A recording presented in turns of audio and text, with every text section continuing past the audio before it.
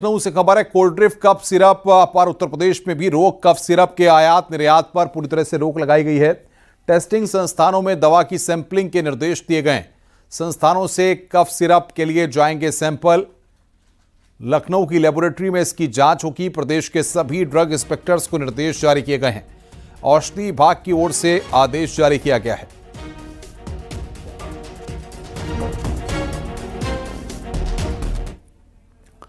Deputy CM और स्वास्थ्य मंत्री ब्रजेश पाठक प्रयागराज पहुंचे। ब्रजेश पाठक ने प्रयागराज के मेडिकल कॉलेज के इमरजेंसी वार्ड का निरीक्षण किया, मरीजों से बातचीत की, स्वास्थ्य व्यवस्था का हाल जाना, डॉक्टरों से भी बातचीत की।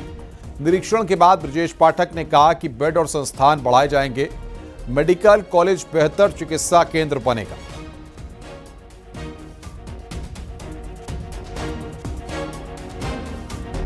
प्रयागराज में मेडिकल कॉलेज के इमरजेंसी वार्ड का हमने निरीक्षण किया है। अभी हम बैठक भी करेंगे। प्रयागराज में अच्छी से अच्छी चिकित्सा सुविधाएं उपलब्ध हों सभी लोगों को, उसके लिए इंतजाम किए जा रहे हैं। इस मेडिकल कॉलेज को हम उच्चीकृत भी करने की योजना बना रहे हैं। शीघ्र ही आपके समक्ष आएंगे। इसमें बेड्स भी बढ़ाए जाएंगे और संसाधन भी बढ़ाएंगे। हर स्थिति में इसको हम बेहतर से बेहतर चिकित्सा का केंद्र बनाने जा रहे हैं। मुख्यमंत्री योगी आदित्यनाथ ने राज्य कर विभाग के अफसरों के साथ समीक्षा बैठक की। सीएम आवास पर यह बैठक हुई है। बैठक में मुख्य सचिव और प्रमुख सचिव गृह संजय प्रसाद समेत कई अफसर बैठक में शामिल रहे। बैठक में सीएम योगी ने अफसरों को कई निर्देश दिए हैं। सीएम योगी ने कहा कि फील्ड में तैनाती का आधार केवल परफॉर्मेंस होना चाहिए। फील्ड में वही अधिकारी तैनात हो जिनकी छवि साफ और लक्ष्य प्राप्ति के प्रति प्रतिबद्धता स्पष्ट हो। सीएम योगी ने कहा कि जीएसटी के नेक्स्ट जनरेशन रिफॉर्म से बाजार में तेजी है। आने वाले महीनों में सकारात्मक असर दिखेगा। मुख्यमंत्री ने निर्देश देते हुए कहा कि धनतेरस और दीपावली पर बेवजह छापेमारी या जांच से अधिकारी बचें। वरिष्ठ अधिकारी खुद बाजार में जाकर मार्केट मैपिंग करें और व्यापारियों से संवाद बढ़ाएं।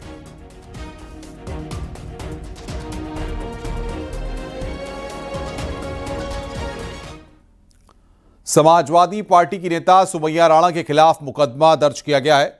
लखनऊ की कैसरबाग कोतवाली में केस दर्ज किया गया है। सोशल मीडिया पोस्ट के जरिए सांप्रदायिक सौहार्द बिगाड़ने के आरोप में केस दर्ज हुआ है। सोशल मीडिया पोस्ट के जरिए मुस्लिमों को भड़काने और बरगलाने का आरोप है। 28 सितंबर को सब इंस्पेक्टर सीमा यादव ने थाना कैसरबाग में केस दर्ज कराया।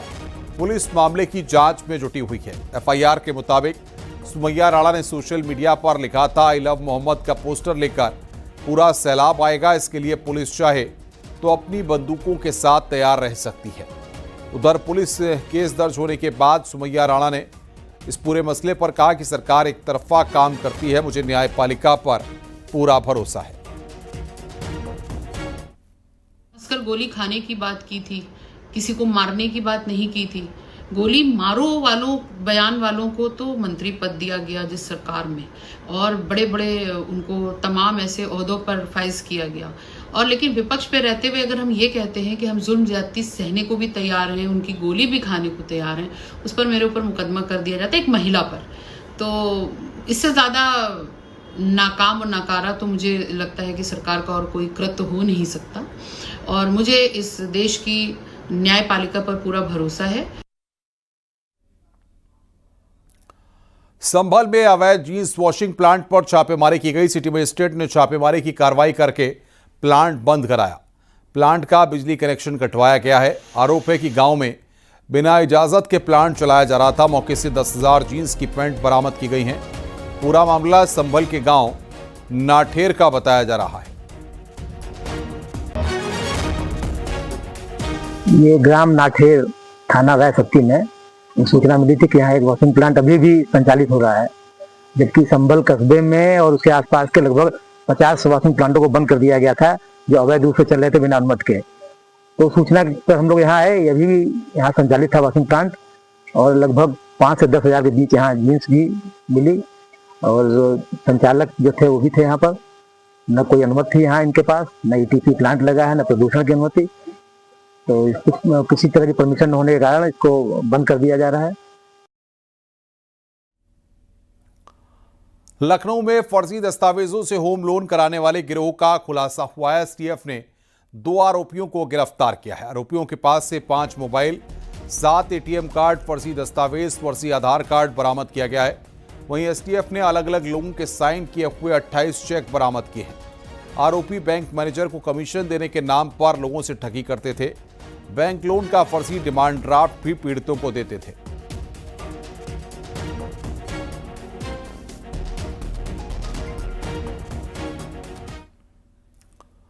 मुख्यमंत्री योगी आदित्यनाथ ने राज्यपाल आनंदीबेन पटेल से शिष्टाचार मुलाकात की है।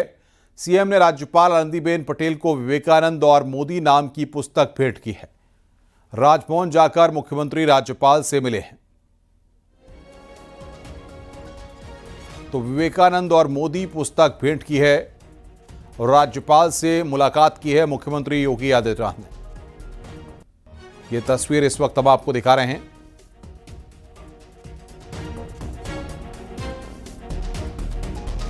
विवेकानंद और मोदी पुस्तक भेंट की है, मुलाकात की है राज्यपाल के साथ।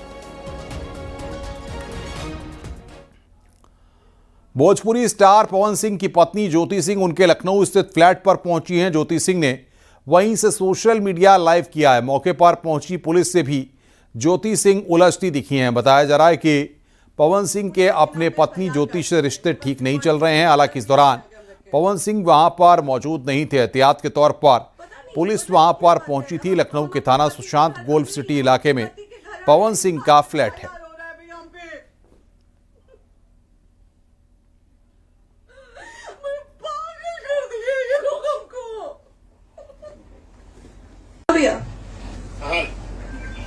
ये लोग पता नहीं किस बेसिस पे आ रहे हैं लोग बार बार हमको ले जाने के लिए थाने में भैया। हाँ नहीं ले जाए जा रहे, आप चले स्वयं चले। हाँ, और नहीं तो भैया जो एसएचओ है वो हमको धमकी दे रहे हैं कि झूठ मूठ के आपके नाम पे एफआईआर काट देंगे। मेरे पास रिकॉर्डिंग है भैया, सारा वीडियो बना के हम रखे हैं।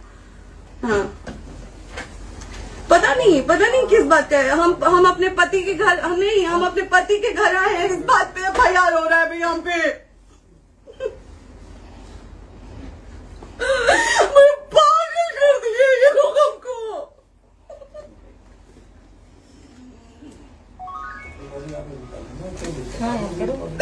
हेलो, हाँ भैया,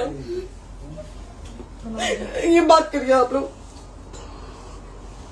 ये हमारे लॉयर हैं, आप बात करिए। बात करिए भैया आप लोग। आप इंस्पेक्टर साहब से बात करेंगे भाई। हम कोई गुनाह किए हैं? हम आपसे ये कह ही नहीं रहे। हाँ, तो फिर आपसे बस हम इतना सारी किस कहा जा रहा है बेसिस कि पे एक बार आप बात ऐसा तो नहीं आप भी तो हमारे लॉयर से बात करिए। बात तो की ना सर ने, कितने बार वही बात की जाए, आपसे एक ही बार तो कहा जा रहा है। हाँ, स्पीकर ऑन है भैया, स्पीकर ऑन है। मैडम क्या प्रॉब्लम है जरा बताना मेरे को। सर बात करिए। हेलो, बताइए, इनको प्रॉब्लम बताइए। इस पे कोई आज आप लोगों